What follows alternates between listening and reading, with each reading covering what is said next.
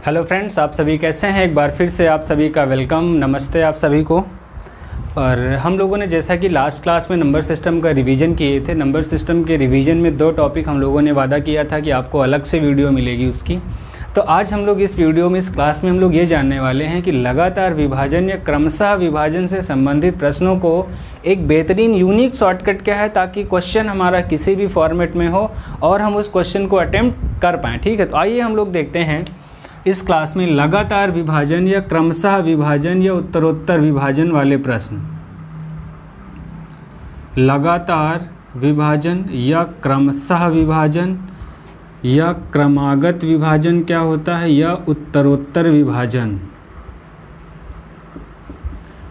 ये सारे शब्द अलग अलग जरूर लग रहे हैं, लेकिन इन सब का मतलब और क्वेश्चन में ये जब लिख के आते हैं तो थोड़ा सा कंफ्यूजिंग रहता है। इसलिए हम सबको इन चीज़ों को बहुत ही ध्यान रखना है क्वेश्चन सॉल्व करते समय, कि प्रश्न हमारा किस टाइप का है और जल्दी कैसे हमें उस तक सॉल्व करना। ठीक है, अब देखिए, अगर हम एक बात करें उत्तरोत्तर विभाजन, एक है हमारा सिंपल विभाजन और एक उत्तरोत्तर विभाजन।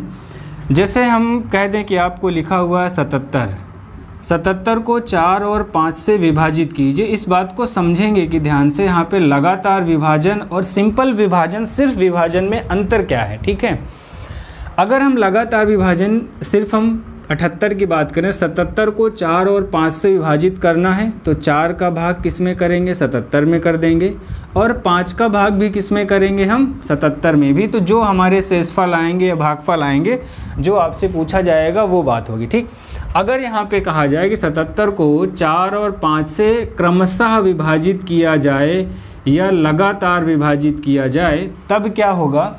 इसका मतलब 4 का भाग तो 77 में करेंगे तो 4 × 4 कितना बच जाएगा, 3 ऊपर से 7, 4 9 36, तो शेष कितना आ गया, 1।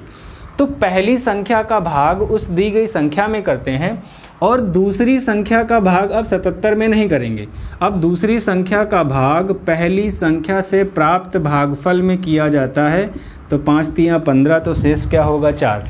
इसका मतलब अगर हम एक लाइन में ये समझना चाहें कि लगातार विभाजन क्या होता है, लगातार विभाजन का मतलब सिर्फ ये है कि जो भी संख्याएं दी रहेंगी, पहली संख्या का भाग उस दी गई संख्या में करेंगे, दूसरी संख्या का भाग पहली संख्या से प्राप्त भागफल में किया जाता है। अगर यहाँ पे तीसरी संख्या भी होती तो तीसरी संख्या मान लीजिए जैसे 6 हैं, तो तीसरी संख्या का भाग दूसरी संख्या से प्राप्त भागफल में किया जाता है। ये है हमारा लगातार विभाजन। तो आइए हम लोग, अगर आप इसको समझ चुके हैं, क्योंकि ये समझना बहुत ज़रूरी है कि लगातार विभाजन होता क्या है, और जो कन्फ्यूजन है एक नंबर सिस्टम के बेहतरीन टॉपिक, और यही 1-2 टाइप के क्वेश्चंस आप तैयार किए रहेंगे, जो अनसुने क्वेश्चन हैं, जो बुक्स में बहुत कम मिलते हैं, जो प्रैक्टिस सेट में कम मिलते हैं। आप उन क्वेश्चंस को तैयार किए रहेंगे तो डेफिनेटली आप एग्जाम में अच्छा स्कोर करेंगे। तो आइए मैं यहाँ पे 1-2 क्वेश्चन लिखता हूँ, फिर बात करते हैं कि उन क्वेश्चन को हम सॉल्व कैसे करेंगे बहुत ही अच्छे से। आइए हम लोग एक तरह के इन क्वेश्चंस को कैसे सॉल्व करेंगे। देखिए, हर क्वेश्चन के 2 या 3 तरीके होते हैं, बस आपको बशर्ते जानने की ये ज़रूरत है कि हमारे लिए कौन सा तरीका बेहतर है और कौन सा तरीका हम एग्ज़ाम में बहुत अच्छे से अप्लाई कर सकते हैं और आंसर एग्जैक्ट मिल जाए, बस बात ये समझना है आपको। अब देखिए, ऐसे क्वेश्चन में बहुत सारे कंपटीशन एग्जाम में ऐसे क्वेश्चंस मिलते हैं, ऐसे मैथ्स में बहुत सारे क्वेश्चंस मिलते हैं जिन क्वेश्चंस को हम ऑप्शन की मदद से बहुत जल्दी सॉल्व कर सकते हैं। देखिए, इस क्वेश्चन को भी हम ऑप्शन से कर सकते हैं। क्या करना है, अगर हम मान लेते हैं पहली संख्या 1930 है, 13 से भाग करें, फिर जो भागफल आएगा उसी को 11 से भाग करें, और फिर जो दूसरी संख्या से भागफल आएगा उसको 9 से भाग करें, तो अगर शेषफल 6, 5 और 4 आता है तो ये तो ऑप्शन का तरीका हो गया। हर एक ऑप्शन पे जाएंगे और भाग करके चेक करेंगे। ठीक है, लेकिन हम लोग एक शॉर्टकट सीखते हैं। शॉर्टकट क्या है, बहुत ही बेहतरीन शॉर्टकट है और बहुत ही जल्दी आपके क्वेश्चंस के आंसर को बताएगा। तो क्या तरीका यहाँ पे लगाना है, हमें एक तरफ संख्या लिखते हैं, दूसरी तरफ शेषफल। ठीक है, एक तरफ संख्या और दूसरी तरफ क्या लिखेंगे, शेष। संख्याएं क्या है, 13, 11 और 9, शेषफल क्रमशः 6, 5 और 4। अब देखिए, ये शॉर्टकट अप्लाई करने के लिए आपको रिवीजन करना रहेगा थोड़ा सा। ऐसे क्वेश्चन में जब भी उत्तरोत्तर विभाजन या लगातार विभाजन का प्रश्न आता है तो हमेशा शुरुआत कहाँ से करेंगे, नीचे से करेंगे, और इधर से इधर जाएंगे तो सबसे पहले क्या करेंगे, प्लस। तो 9 और 4 मिलके कितना हो जाएगा, 13। ठीक है, तो ये हम लोग आंसर की तरफ बढ़ रहे हैं। 13 हो गया। इसके बाद हम यहाँ से यहाँ आएंगे तो गुणा करेंगे, मतलब 13 का गुणा किससे करेंगे, 11 से करेंगे। तो कितना हो जाएगा, 11 तियाँ 33 के 3 और 11 एकन्नम 11 और 3 मिलके कितना हो गया, 14। ठीक, 143। अब फिर हम इधर से इधर आएंगे तो प्लस करेंगे, तो प्लस 5 करेंगे तो कितना हो जाएगा, 148। फिर हम इधर से इधर आएंगे तो क्या करेंगे, गुणा करेंगे। तो 13 से क्या करेंगे, गुणा कर दो। तो 13 अट्ठे कितना हो जाएगा, 13 अट्ठे 104, हासिल आ गया 10, 13 चौको 52 और 10 62 के 2, हासिल आ गया 6, 13 का नाम 13 और 13 और 6 मिलके कितना हो गया, 19। ये 1924। अब इधर से इधर आना है तो फिर से क्या करेंगे, प्लस करेंगे, तो प्लस 6 कर देंगे तो क्या आ जाएगा, 1930। तो आप देख पा रहे होंगे पहला ही ऑप्शन है 1930। तो अगर आप ये तरीका लगाते हैं और सिर्फ अगर प्रैक्टिस किए रहेंगे तो बहुत ही ज़्यादा 5 से 10 सेकंड के कैलकुलेशन में आप अपने आंसर तक पहुंच सकते हैं। ठीक है, तो 1930 आ गया। एक बार मैं फिर से बताता हूं कि क्या किया गया और इस क्वेश्चन का आंसर भी चेक करके आपको बतलाता हूं कि आप इन सारे क्वेश्चन को अगर ऑप्शन से टिक करना हो तो कैसे करेंगे। देखिए, सबसे पहले एक तरफ संख्याएं लिखेंगे, दूसरी तरफ शेषफल लिखेंगे। ऐसे क्वेश्चन में शुरुआत हमेशा नीचे की तरफ से करेंगे। सबसे पहले क्या करेंगे, हम लोग इधर से इधर आएंगे। इधर से इधर का मतलब क्या हो गया, बाएं तरफ से दाहिनी तरफ आएंगे तो प्लस करेंगे। ठीक, फिर हम तिरछा जाएंगे तो गुणा करेंगे। फिर हम इधर से इधर आएंगे तो प्लस करेंगे। फिर हम इधर जाएंगे तिरछा तो गुणा करेंगे। इधर से इधर जाएंगे तो प्लस करेंगे। ठीक है, तो इस सवाल का आंसर जो भी आएगा, 9 और 4 मिलके कितना हो गया, 13। फिर हमें इधर से इधर आना था, 11 से गुणा किए 143। फिर इधर से इधर आना था, 5 जोड़ दिए 148। फिर इधर से इधर आना था गुणा करते हुए, 13 से गुणा 1924 और लास्ट में 6 प्लस कर दिए। तो हमें क्या मिल गया कि सवाल का आंसर कितना हो गया, 1930। ठीक है, अब देखिए, अगर आपको चेक करना है तो 1930 का भाग सबसे पहले हम किस में करेंगे, 13 से करेंगे। तो कितना जाएगा, 13 एकन्नम 13 हो गया, 6 बच गया और कितना हो जाएगा, 13 चौको 52। तो 3 में से 2 गया 1 और 6 में से 5 गए और 0, तो कितना हो जाएगा ये, और 13 अट्ठे 104। तो शेषफल कितना आ गया, 6। क्रमागत, एक बात ये चीज़ आपको सवाल में ज़रूर देख लेना है, सिर्फ अगर कहेगा 13 11 9 से भाग दिया जाए तो सवाल दूसरा है। अगर कहेगा 13 11 और 9 से क्रमशः भाग किया जाए तो सवाल दूसरा है। ठीक है, ये चीज़ें आपको बहुत ही बेसिक माइनर चीज़ें हैं जो परीक्षा में हम क्वेश्चन करते समय जल्दबाजी में गलत कर जाते हैं, तो उन चीज़ों से आपको अपने आप को बचाना है। ठीक है, 13 से भाग करने पे 6, अब 11 का भाग करने पे 5। लेकिन लगातार विभाजन में क्या होता है, पहली संख्या का भाग तो उस संख्या में करते हैं, लेकिन दूसरी संख्या का भाग पहली संख्या से प्राप्त भागफल में। तो भागफल कितना आया हुआ, 148। तो 11 का भाग किस में करेंगे, 148 में। तो 11 एकन्नम 11 हो गया, 3 और 8, 11 तियाँ 33 हो गया, शेष कितना बच गया, 5। इसका मतलब 11 से भाग करने पर 5। अब तीसरी संख्या का भाग हम किस में करेंगे, तीसरी संख्या का भाग दूसरी संख्या से प्राप्त भागफल में करेंगे। तो एक बार जाएगा तो शेष कितना आ गया, 6, 5 और 4। आप देख सकते हैं कि इन सारे क्वेश्चंस को ऑप्शन से भी किया जा सकता है। ठीक है, तो हम 1-2 क्वेश्चंस और लेते हैं और यहाँ पे सीखते हैं कि क्या इसी टाइप के क्वेश्चंस को करने के लिए हमें क्या तरीका, दूसरा तरीका लगाना होगा, या सभी प्रकार के क्वेश्चंस के लिए ये तरीका आपके लिए बहुत ही उपयोगी रहेगा। अब देखिए, हम लोग इस सवाल में बात करेंगे, सेम टाइप का सवाल है, बस आपको एक बार सवाल पढ़ लेना है और सबसे पहले आप सॉल्व करेंगे कि क्या तरीका हमें समझ में आ गया है और आंसर निकालने की कोशिश करेंगे। ठीक है, किसी संख्या में 8, 10 और 12 से उत्तरोत्तर भाग देने पर, अगर सिर्फ होता भाग देने पे तो सवाल दूसरा होता। मैंने आपको बताया कि लगातार विभाजन में उत्तरोत्तर, क्रमशः, क्रमागत या क्रम विभाजन, ये 4-5 शब्द हैं जो फ्रिक्वेंटली आपसे पूछे जाते हैं। भाग देने पे शेषफल क्रमशः 2, 4, 5 बचता है।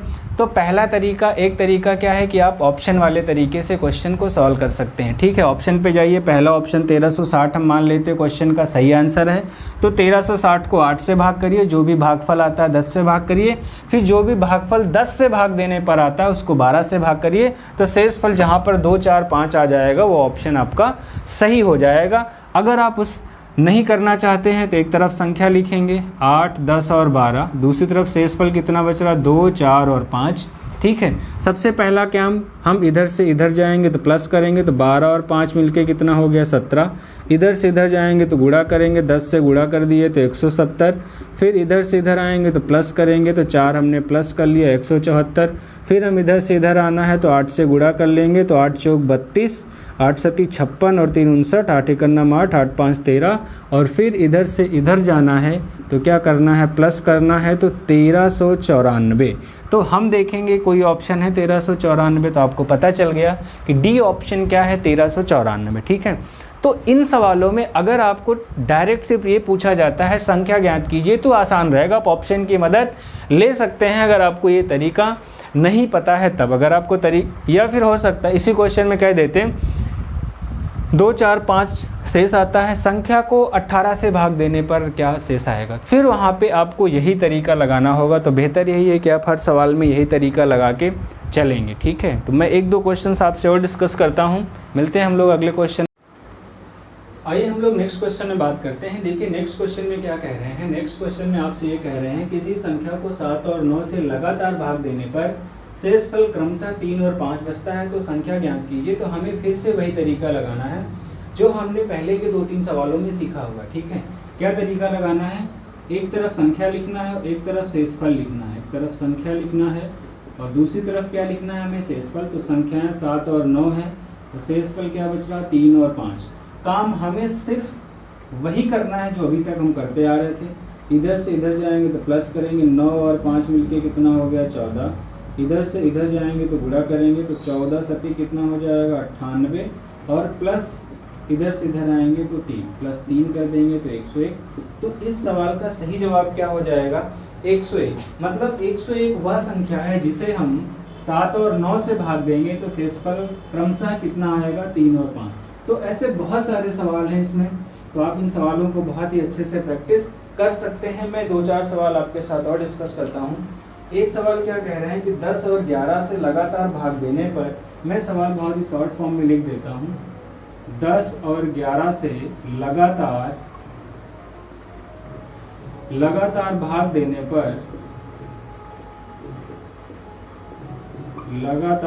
देने पर शेष, ठीक है। तो ये रहा पूरा सवाल आपके सामने। क्या कह रहे हैं, 10 और 11 से लगातार भाग देने पर शेषफल क्रमशः 5 और 7 बचते हैं।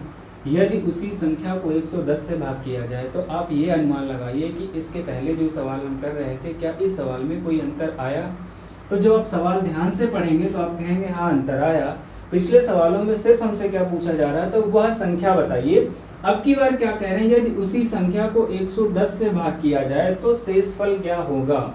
आप इस सवाल को अब आप ऑप्शन की मदद से नहीं कर पाएंगे, तो आपको वही तरीका लगाना होगा। तो क्या कह रहे हैं, एक तरफ हम संख्या लिखेंगे और एक तरफ हम शेष लिखेंगे। 10 और 11 से लगातार भाग देने पर 5 और 7, इधर से इधर जाएंगे तो प्लस करेंगे तो कितना हो जाएगा, 11 और 7 मिलके 18। फिर इधर से इधर आएंगे तो क्या करेंगे, 10 से गुणा तो कितना हो गया, 180। फिर इधर से इधर आना है, प्लस 5 करेंगे। इसका मतलब वह संख्या कौन सी थी जिसे 10 और 11 से लगातार भाग देने पर शेषफल 5 और 7 आए, तो वह संख्या थी 185। अब 185 को 110 से भाग देना है, ठीक है। अब 110 से भाग देना है 185 को, तो एक बार चला जाएगा तो शेष कितना बच जाएगा, 75। तो आपके सवाल का सही जवाब क्या हो जाएगा, 75। बहुत ही यूनिक तरीका, थोड़ा सा रिवीजन मोड पे रहेंगे, बहुत ही जल्दी आप इन सवालों को सॉल्व कर पाएंगे, ठीक है। तो 1-2 सवाल हम लोग और करते हैं फटाफट। तो इसमें बेसिकली यही सवाल है जो आपको सीखना है और रिवीजन करना है, ठीक है। एक सवाल और है, 5 7 11 से भाग देने पर, 5 7 11 से लगातार भाग देने पर शेषफल क्रमशः 4 6 और 10 बचते हैं, ठीक है। 4 6 और 10 बचता है। यदि उसी संख्या को 385 से भाग किया जाए, यदि उसी संख्या को 385 से भाग किया जाए,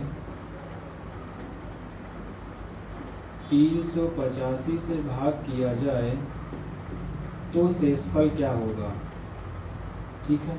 तो अगर हम शेषफल की बात करें तो ऑप्शन है हमारे पास 24, 60, 40 और 384, ठीक है। चाहे 2 अंकों की संख्याएं हैं, 3 अंक की संख्याएं हैं, आपको वही तरीका लगाना है। बस सवाल पहचानना है। 5, 7, 11 से भाग करने पर शेष 4, 6 और 10 बचता है। इधर से इधर आ गए प्लस, तो 11 और 10 मिलके 21। फिर इधर से इधर जाएंगे तो गुणा, 7 से गुणा करेंगे तो 147। फिर हमें क्या करना है, इधर से इधर करना है तो प्लस करेंगे तो कितना हो जाएगा 153। फिर इधर से इधर आना है तो गुणा करेंगे, ठीक है। तो 153 गुणे क्या होगा 5, तो 5 3 15, 50 25 1 26, 5 1 5 और 2 7। फिर हमें इधर से इधर आना है तो प्लस क्या कर देना है 4। इसका मतलब वह संख्या कौन सी हो जाएगी 769, 769 है ना। 769 कैसी संख्या है जिसे लगातार भाग करने पर 5, 7, 11 से 4, 6, 10 शेष बचता है। अब क्या कह रहे हैं, इसी संख्या को 385 से भाग देना है, ठीक है। तो 385 का भाग दे दीजिए 769, तो एक बार चला जाएगा 385, 4 बचेगा। फिर 16 में से कितना गया, 8 में से 8, 6 में से, तो आपके सवाल का सही आंसर क्या हो जाएगा 384, ठीक है। तो ये वो तरीका था जिससे हम इन सवालों को बहुत ही जल्दी कर सकते हैं और बहुत ही क्वेश्चन है इस तरह के, तो और ये सबसे आसान तरीका था। तो आप लगातार विभाजन से संबंधित प्रश्नों को इस बेहतरीन तरीके के साथ आप सॉल्व कर सकते हैं। आपको कोई समस्या नहीं आएगी, कोई भी क्वेश्चन आ जाएगा। तो हम लोग मिलते हैं इसके बाद का जो नेक्स्ट वीडियो रहेगा। नेक्स्ट वीडियो मैंने आपसे कहा था अंत से शून्यों की संख्या ज्ञात करने का कॉन्सेप्ट हमें सीखना है, तो वो आपको तुरंत में इसके बाद ही थोड़ी देर में आपको वीडियो मिल जाएगा, रात में 9 बजे तक लगभग। अभी 6 बजे तक ये वीडियो आपको अपलोड कर दिया जाएगा ताकि आप बहुत ही जल्दी रिवीजन कर पाएँ और हम लोग इसके बाद कल से LCM SCF स्टार्ट कर सकें। ओके, थैंक यू, मिलते हैं।